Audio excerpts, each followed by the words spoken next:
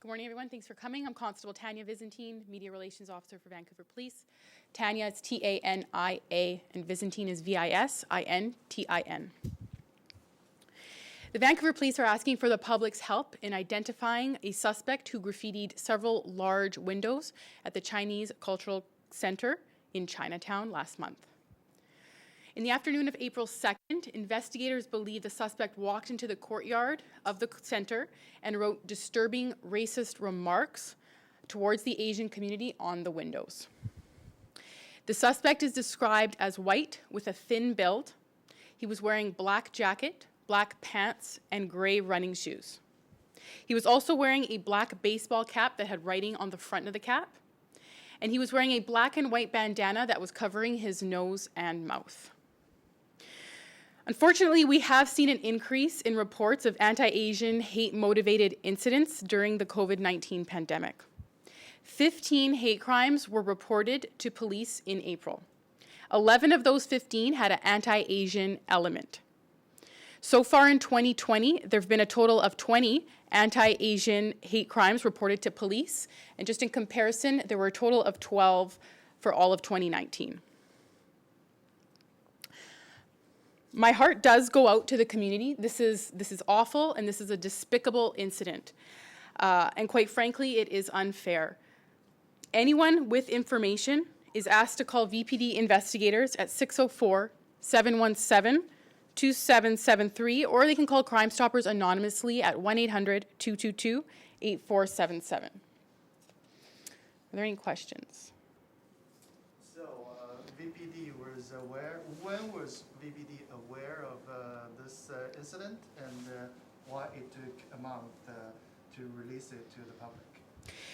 So we were aware, I believe, the day after the incident happened. It was reported to police, and investigators began their investigation the very next day. A media release or a photo of the suspect is only one of the tools that police use as one of our tools in the toolbox to complete an investigation. And how we go about our investigation, or how investigators go about it, is based on what information is given to us and the circumstances of that incident. We are very diligent in how and when we post someone's picture or photo of themselves for the public. You know, we don't take that lightly. We don't want to just throw out people's photo. And there are other concerns around putting people's photo on out for the public to see. And one example is that suspect could flee. And so everything is calculated, and it's done to help move along the investigation. The transit police had another incident that you're probably aware of, where they put out a photo, I believe within days, and within days got their man. Mm-hmm. So this, can you compare and contrast your agency's response with the transit police's response, and explain maybe why they took a different path than you guys did? I can't speak for transit, unfortunately, but this is a great tool that we can use, and asking the public for help is something that we can use to our advantage. And I can only speak for us. I don't know, I can't speak for transit. But again, we want the suspect, or we want the public to please call us if they do recognize this suspect, or if they were in the area at the time of this incident, to please call us. So there is some case law that suggests that police have a duty to inform people who are at risk, and if you're seeing the patterns you're seeing against people of Asian descent, do you think there's an obligation that police have to warn them if they're at risk of not only this incident, but the other one at the gas station, and a whole pattern of hate crimes that appear to be targeting people right now? We can only investigate what has been reported to us. And something that is concerning to us is knowing that this type of crime, like I have mentioned in the past, is underreported. And that is concerning. And so we have our officers out there. We have our diversity unit that's liaising with the community. We're providing education to the community on what a hate crime is and when to call police. And hopefully that would allow the public to feel more comfortable talking to us. I know sometimes this is an embarrassment for people, or I'm sure there's several factors. People are scared when it comes to this type of stuff because it's so disgusting. But we're hoping with more education, more awareness, the public will come forward, and we will be able to investigate fully.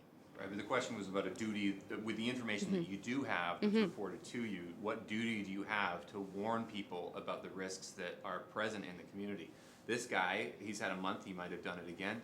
The fellow at First and Commercial, he had a month before he was even identified. He could have done it again. How do you reconcile that concern? So our public plea right now is, again, one tool. We have our members in the community that are speaking directly with the Chinese Cultural Center. So by standing here alone and giving this public plea is only one tool. What goes on behind the scenes, those officers, those investigators, and our community policing officers are involved in the community day to day. So we are there and we are out there. We are not just starting now. This has started April 3rd.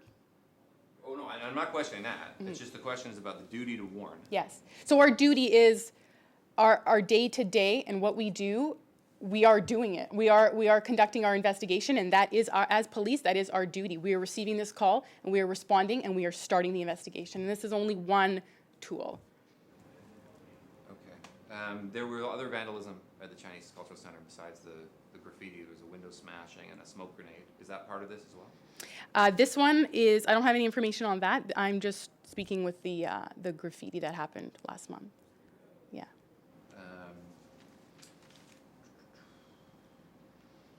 do you guys think? So other than the investigation, what's the message VPD want to send out to the public other than trying to help to find this suspect?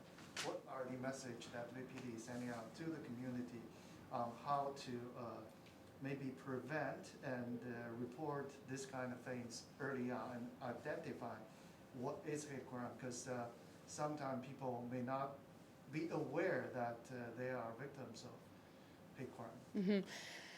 So we do want the people to know that or the public to know that we are taking this very seriously.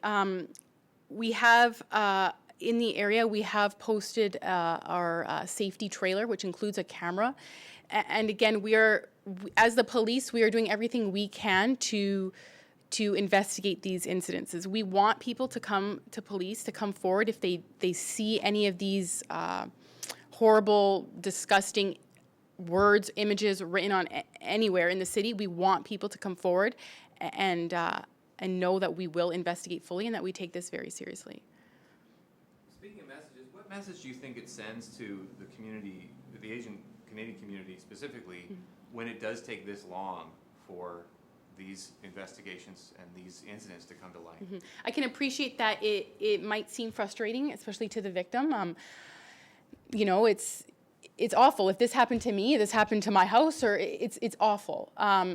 But we want people to know, and I know it's difficult for the public to understand, but as the police, we do take it very seriously, and we have our steps that we have to follow to complete a thorough investigation and to really grab the suspect. But again, I know how frustrating it is and how upsetting it is, and my words aren't enough to describe how the victims feel. I can only empathize. But we want the public to know that we are taking this seriously and investigating fully, and we want this to stop. Other than the safety trailer, are there any other steps that the VPD is taking to try and catch people or prevent people from doing this? Yeah, so we have our safety trailer with the camera, which is, we're hoping will be best evidence. And again, we are liaising with the community. Our diversity section is providing outreach to the community and just speaking with them one-on-one and giving them education on what a hate crime is and to report it to us. Any extra foot patrols or anything like that in the area? Yeah, we have, our officers are always in the area. The Chinatown community is just off the downtown east side, and so we always have our officers walking around in that area, and yeah, we'll be there in that area. The picture was captured on April 3rd from The footage that we sent out, yeah, that was April 2nd, so the day that it happened. It's from footage from attached to the cultural center. So that's the footage that we have is from the day that it happened, yeah. What time of day was this? In the afternoon, I think just after 3 p.m. So it's pretty brazen to do this right in the afternoon. Yeah, definitely. And it was primarily markers, right? Or was it, what kind of graffiti did you guys? Yeah, writing markers, yeah. Okay, thank you everybody for coming.